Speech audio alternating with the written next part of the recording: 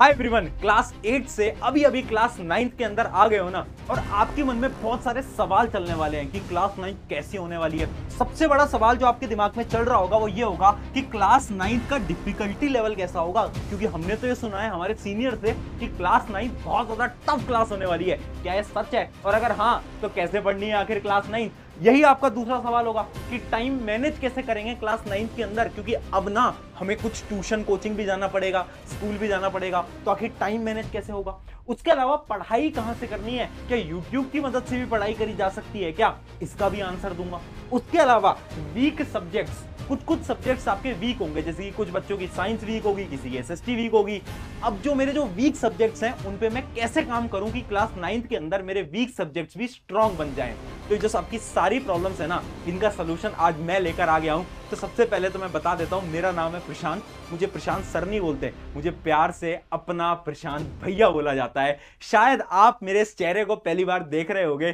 जो पहली बार देख रहा है तो मैं आप सभी को बताने वाला हूं कि देखो, मैं बड़े सिंपल और आसान तरीके से साइंस पढ़ाता हूं आप सभी को, और इस चैनल के ऊपर आपको क्लास 9 से रिलेटेड बहुत सारी स्ट्रैटेजीज भी देता हूं। तो टेंशन नहीं लेनी, फिक्र नहीं लेनी, और याद रखना है why to fear when your Prashant भैया इज हियर। और इस चैनल के ऊपर क्लास 9 के साइंस के मैंने पूरे के पूरे लेक्चर्स भी डाल रखे हैं, जो कि आप बाद में जाकर देख भी सकते हो। अब आज बात कर रहे हैं सॉरी की सॉरी प्रॉब्लम के बारे में। और याद रखना यार, क्लास 9 के अंदर तुम आ गए हो, इसका मतलब है कि तेरे प्रशांत भैया तेरे साथ खड़े हैं, और तेरा हाथ पकड़ रखा है तेरे भैया ने, और तेरी क्लास 9 की नैया पूरी की पूरी मेरी पार कराने की जिम्मेदारी होगी। ठीक है, अब देख, सबसे पहली चीज, क्लास 8 वर्सेस क्लास 9।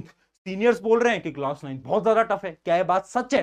तो इसका आंसर है हाँ, बिल्कुल सच है। देख, झूठ नहीं बोलूंगा, क्लास 8 तक ना तुम्हारी बुक्स जो थी बड़ी आसान थी, है ना। तुम्हारी साइंस की एक किताब थी। अब क्लास 9 के अंदर साइंस की एक ही बुक होगी, बट उसके अंदर 3 पार्ट्स के अंदर डिवीजन हो जाएगा। यानी एक पार्ट होगा फिजिक्स, एक होगा बायोलॉजी, एक होगा केमिस्ट्री। तो इसे 3 पार्ट्स के अंदर आपकी जो साइंस की किताब है वो ऑलमोस्ट बढ़ जाती है। उसके अलावा जो एसएसटी जैसा सब्जेक्ट है वो भी थोड़ा सा टफ हो जाता है क्लास 8 के कंपैरिजन में। मैथ्स जो सब्जेक्ट है वो भी थोड़ा सा टफ हो जाता है। यानी हम ओवरऑल ये बोल सकते हैं कि जो क्लास 9 है वो क्लास 8 के कंपैरिजन में थोड़ी टफ होती है। एकदम सच बात है। अब क्या इस चीज से हमें घबराना है, क्या हमें इस चीज से डरना है? नहीं, एक सिंपल सी चीज बता रहा हूं जो कि है माइंडसेट। अगर तुमने शुरू में यह सोच लिया ना कि क्लास 9 तो बहुत टफ होगी, मुझसे तो कुछ नहीं हो पाएगा, मेरे तो मार्क्स नहीं आ पाएंगे, तो तुम्हारे मार्क्स कभी नहीं आने वाले। तुम्हें क्या करना है, अपना एक माइंडसेट बनाना है।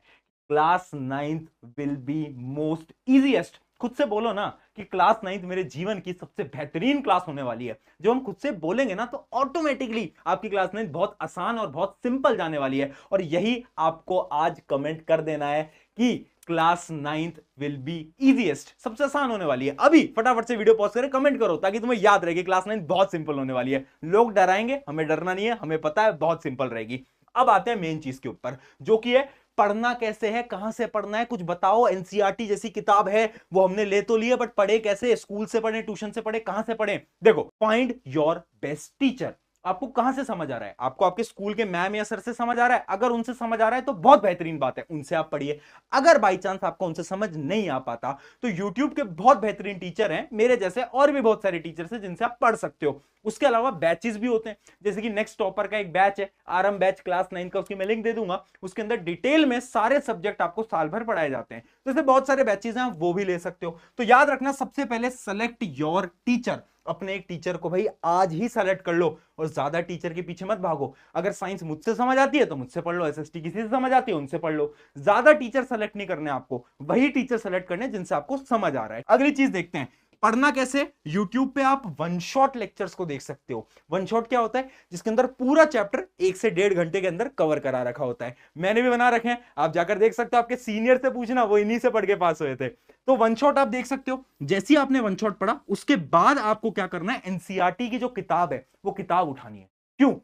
वो किताब बहुत इंपॉर्टेंट है। क्लास 9 के तुम्हारे जो स्कूल के एग्जाम होंगे ना, 80 से 90% से ज्यादा जो आपका पेपर आता है वो डायरेक्टली एनसीईआरटी से आता है। तो अब तुम्हें क्या करना है, एनसीईआरटी उठानी है और एनसीईआरटी रीड करनी है। और उसके साथ साथ एनसीईआरटी में अंडरलाइन भी करना है। देखो एनसीईआरटी में अंडरलाइन करने से पहले घबराया मत करो। मैंने बहुत सारे स्टूडेंट्स की आदत देखी है कि एनसीईआरटी गंदी हो जाएगी। अरे टेंशन मत लो, जो तुम्हें इंपॉर्टेंट लग रहा है उसको अंडरलाइन करते चलो, यही बेस्ट तरीका होता है एनसीईआरटी पढ़ने का। ठीक है, वन शॉट देखा और फिर एनसीईआरटी पढ़ी, डायरेक्टली एनसीईआरटी पढ़ने मत बैठ जाना वरना कुछ समझ नहीं आएगा। उसके बाद क्या करना है, एनसीईआरटी के क्वेश्चन सॉल्व करो। जो आपके एक्सरसाइज क्वेश्चन है, जो आपके बीच बीच में दिए गए क्वेश्चन हैं, उन क्वेश्चन को सॉल्व करो। क्यों? क्योंकि बहुत बार वो क्वेश्चन ही तुम्हारे एग्जाम के अंदर रिपीट हो जाते हैं। उसके अलावा सम एक्स्ट्रा क्वेश्चंस, कुछ अलग सवाल भी प्रैक्टिस करो। वो तुम कैसे कर सकते हो, जैसे अगर तुम बैच के अंदर होते हो तो बैच में तुम्हें अलग अलग क्वेश्चंस दिए जाते हैं, शीट दी जाती है, तुम्हारे स्कूल्स के अंदर भी तुम्हें मिलती होंगी। उसके अलावा बहुत सारी किताबें भी आती हैं। तो ऐसी कोई किताब मैं अगर तुम्हारे लिए लेकर आऊंगा तो मैं तुम्हें इस यूट्यूब चैनल के माध्यम से बता दूंगा, टेंशन नहीं लेनी है। उसके बाद स्कूल टेस्ट, जितने भी स्कूल टेस्ट हो रहे हैं मिस मत करना। तेरे बड़े भाई होने के नाते तुझे बता रहा हूं, स्कूल टेस्ट बहुत इंपॉर्टेंट है। क्यों? क्योंकि वो ना तुम्हें रियलिटी चेक देते हैं कि इतने बच्चों के बीच में तुम कहां पर स्टैंड करते हो, और वो रियलिटी चेक ना बहुत इंपॉर्टेंट होता है। मुझे ना मेरे स्कूल टाइम पर डर लगता था टेस्ट देने से, मुझे लगता था मेरे मार्क्स कम आ गए तो, बट ना जब मार्क्स कम आएंगे दिल पे चोट लगेगी कि यार मेरे से आगे तो बहुत सारे बच्चे हैं, तब ही तो तुम मेहनत करोगे।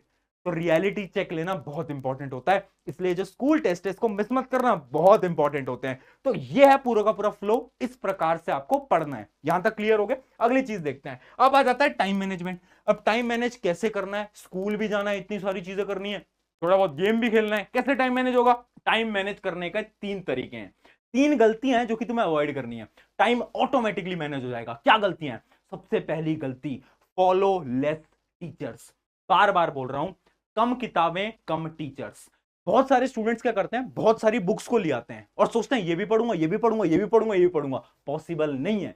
कम बुक्स लो, कम टीचर्स को फॉलो करो। अगर यूट्यूब में एक टीचर से समझ आता है उन्हीं से पढ़ो, इधर उधर मत जाओ। उससे क्या होगा, तुम्हारा टाइम बचेगा। तो टाइम मैनेजमेंट के लिए सबसे इंपॉर्टेंट क्या है, फॉलो लेस टीचर्स। अगली चीज क्या है, डोंट कंपेयर। होगा क्या है ना, तुम्हारा एक दोस्त आएगा, वो बोलेगा यार ये जो बुक है ना, ये बुक देख कितनी अच्छी है, इस बुक के अंदर तो ये क्वेश्चन दिया है, वो क्वेश्चन दिया है, ये क्वेश्चन दिया है। और फिर तुम सोचोगे अरे यार जो मेरे पास जो किताब है ना वो तो बहुत बेकार है, मैं इस बुक को भी खरीद लेता हूं, है ना। तो कंपेयर मत करना, जो तुम्हारे पास बुक है वो बेस्ट बुक है और उसको तुम्हें सॉल्व करना है। ऐसा नहीं कि मेरे दोस्त ने बुक लिया तो मैं भी वो बुक लूंगा, वो गलती मत करना। और अगली चीज, एनसीईआरटी हैक, यानी एनसीईआरटी पढ़ने का तरीका जान लो। मैं फिर बोल रहा हूं, एनसीईआरटी कैसे पढ़नी होती है। एनसीईआरटी उठाओ, जैसे मान लो आपकी एनसीईआरटी है, जो भी आपको इंपॉर्टेंट लग रहा है उसको आप अंडरलाइन करो, जो भी आपको इंपॉर्टेंट लग रहा है। और अगर आपको लग रहा है ना कि इस लाइन में से एक क्वेश्चन बन सकता है, तो उस क्वेश्चन को वहीं पर ही लिख दो, एनसीईआरटी के अंदर ही उस क्वेश्चन को लिख दो। ये बहुत इंपॉर्टेंट तरीका है एनसीईआरटी पढ़ने का। ठीक है, 10th के जो आपके सीनियर्स हैं उनको भी मैं यही बताता हूं, है ना। अब अगली चीज की तरफ बढ़ते हैं, जो कि है वीक सब्जेक्ट्स। वीक सब्जेक्ट्स का क्या करें, इमेजिन करो तुम्हारी मैथ्स वीक है, तो क्या करें, मैथ्स पे ज्यादा टाइम लगाना पड़ेगा। देखो अब तुम्हें यह ढूंढना पड़ेगा कि तुम्हारे वीक सब्जेक्ट्स कौन से हैं, क्योंकि जब तुम्हारा 9th का रिजल्ट आएगा ना तो वो ओवरऑल में से आने वाला है। ऐसा तो है नहीं कि वो बताएंगे कि साइंस में तुम्हारे इतने आए, मैथ्स में तुम्हारे इतने आए, एसएसटी में तुम्हारे इतने आए। जो फाइनल रिजल्ट आता है वो तो ओवरऑल परसेंटेज का आता है ना। तो यानी तुम्हें सारे सब्जेक्ट्स पे मेहनत लगानी पड़ेगी। तो इसलिए तुम्हें क्या करना है, अपने वीक सब्जेक्ट्स को ढूंढो। कैसे ढूंढोगे, अभी जब तुम स्कूल के अंदर टेस्ट वगैरह दोगे, पीरियोडिक टेस्ट होंगे, तो तुम्हें पता चल जाएगा कि तुम्हारा कौन सा सब्जेक्ट वीक है। अब जैसे ही तुम्हें पता चला तुम्हारा सब्जेक्ट वीक है, उस पे तुम्हें ज्यादा टाइम देना पड़ेगा।